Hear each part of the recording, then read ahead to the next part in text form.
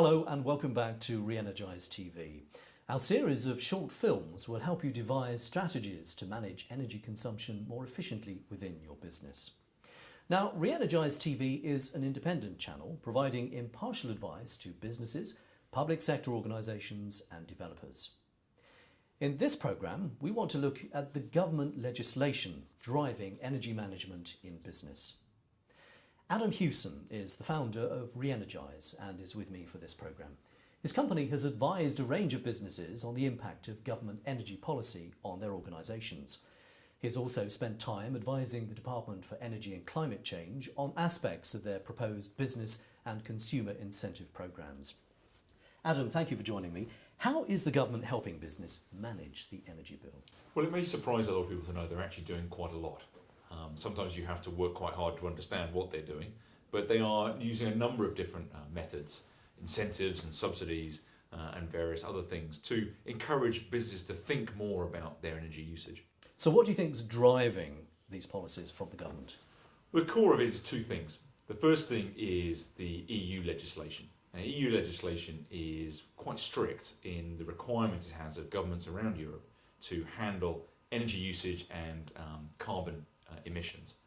And there's some pretty stringent targets and some quite unpleasant fines that are going to be put in place in 5 or 10 years if we don't reach those targets. The second thing is the issue of cost. Government is very aware that its consumers, its businesses, are increasingly being hit with larger and larger bills and is endeavouring to prevent that from happening. Now, can you outline for us some of the key subsidy programmes our viewers should be aware of? There's two key programmes in place from a tax perspective, which are quite important to think about. The first is the CRC, the Carbon Reduction Commitment.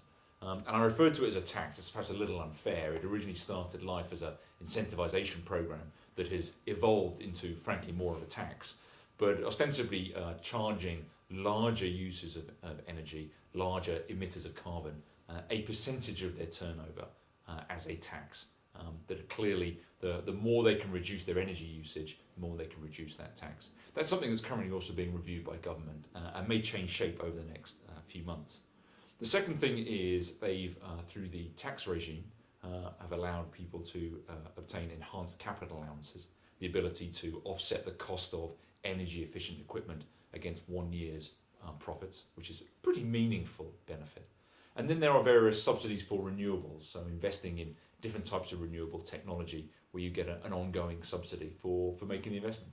But in reality, aren't these carrot and stick incentives from the government? They're a bit of both.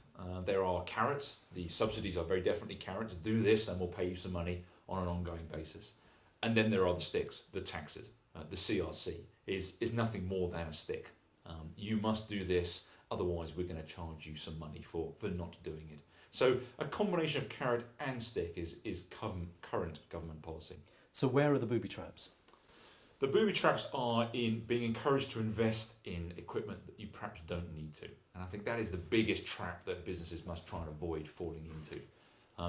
Being convinced to invest in a large array of solar panels, whereas in fact their key energy usage is heat, or gas or oil for a manufacturing process or heat. The issue for businesses is determining where's the best place to spend their money and not to be dragged along by clever salespeople taking you in a direction, irrespective of whether the incentives are attractive. There has to be a better reason for investing. Now, there seems to have been a lot of chopping and changing, particularly around solar PV and the feed-in tariff. How confident are you that the government are committed to really supporting businesses out there? Well, I probably find myself in a bit of a minority sometimes of thinking the government's actually trying pretty hard. These are complex initiatives that don't always get run right initially. And the feed-in tariff is a great case in point. Feed-in tariff, which is for a subsidy for the generation of electricity through renewable technologies, solar PV or wind turbines or hydroelectric schemes, was put in place by the previous government, a very sensible scheme designed to provide a very nice return for businesses and homeowners for investing. But the subsidy didn't keep track with the reducing cost of the equipment. So the subsidy just got more and more and more lucrative. And at some point, government had to say, enough's enough. We need to cut this back to a more reasonable level, which is what they've now done.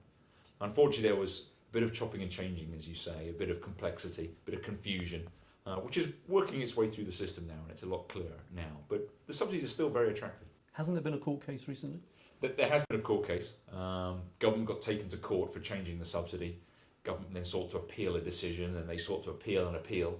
And we've pretty much reached the end now, where the Supreme Court has said to government, you can't take this any further. And what this has meant is that installations of certain equipment at the back end of last year and early part of this year are now getting the higher subsidy. But anyone doing it now is now getting the lower subsidy. But as I say, it's still an attractive subsidy. It just took a little while to work its way through. Adam, thank you for explaining that. Now, let's look ahead to the next programme in the series. What are we going to be talking about? We're going to be talking about renewable technology and what is the right technology for any particular business. Adam, thank you very much. Well, I hope you found that useful. And if you want to ask Adam any questions, we've placed his Twitter and LinkedIn contact details on the video page. Plus, remember, you can download the keynotes from this interview. And I look forward to you joining us for the next programme in the series. Bye-bye.